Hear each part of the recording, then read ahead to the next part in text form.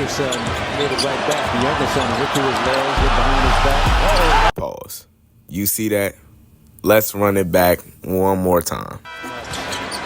The older son made it right back. The younger son went to his legs, went behind his back. Cross, tween, cross, sham god, momentum cross, half spin, finish through contact. If you didn't know who that was Thanasis Antetokounmpo, the older brother of Giannis. He is the 15th man on the Bucks, and some regard him as the worst player in the NBA. I bring him up because of 1 point and 1 point only. The skill level of NBA players right now have far eclipsed any other era of basketball. So when people say there's no defense today, I understand where you're coming from, because you grew up on, most people, I say most people who are in basketball discourse now, grew up on the dead ball era. So seeing 130, 140, 150 points scored is wild, because even me, somebody who grew up watching basketball in 2009, 2010, it's wild because some of the all-star games didn't even hit 160 points, and we see that in a regular season game with the Pacers and Hawks.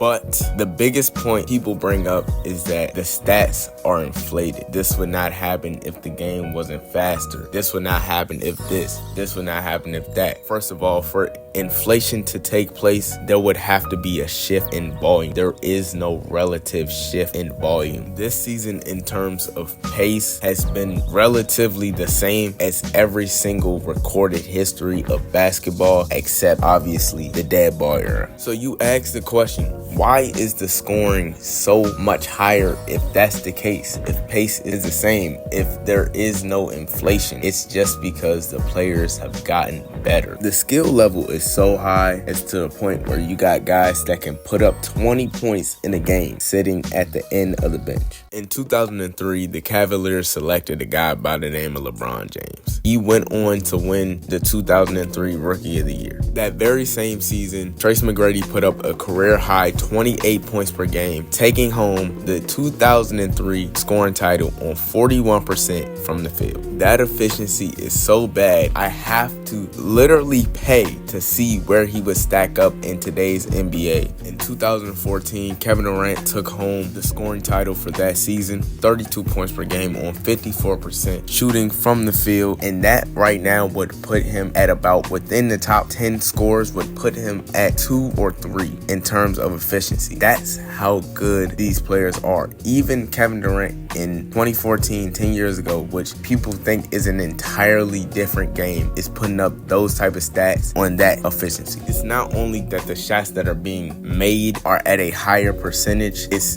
the shots that are being taken. There is a higher level of 3-point shots being taken, obviously. Ever since Curry literally changed the game, the 3-point shot has been prevalent. Free throw shooting is at a low, but the percentage of free throws made is at a high. League-wide, not just player-based, the turnover rate is down. So not only do players make more shots, they take better shots, and when they get to the free throw line, they cash in on the opportunities. They also don't give the other team opportunity to score. Honestly, if you say that there's no defense in today's NBA, I can't disagree with you. Like, allowing 150 and 140, 130, that's not good defense. But at the same time, I wouldn't agree with you if you said they played better defense in any other era, because the offensive skill just wasn't there. Like, I'd say back then, it was way easier to play defense. That's why it looked like the defense was better. But if you watch the games, you would know defense, it's not that much better. When I say any other era, I'm not referring to the dead ball era. But in like the 80s and 90s, there were some guys that couldn't even go left. You had guys that were wide open at the mid-range, clanking it off the side of the backboard. Unfortunately, a lot of the good, quote-unquote, good defense from back then was guys fouling. That's just not good defense. Yeah, that's going to be the end of the video. Thank y'all for watching. Please like and subscribe. It helps the channel out a lot. And by the way, in no way am I calling Tracy McGrady trash. He will put up 30 points per game in today's game. There's no doubt about that.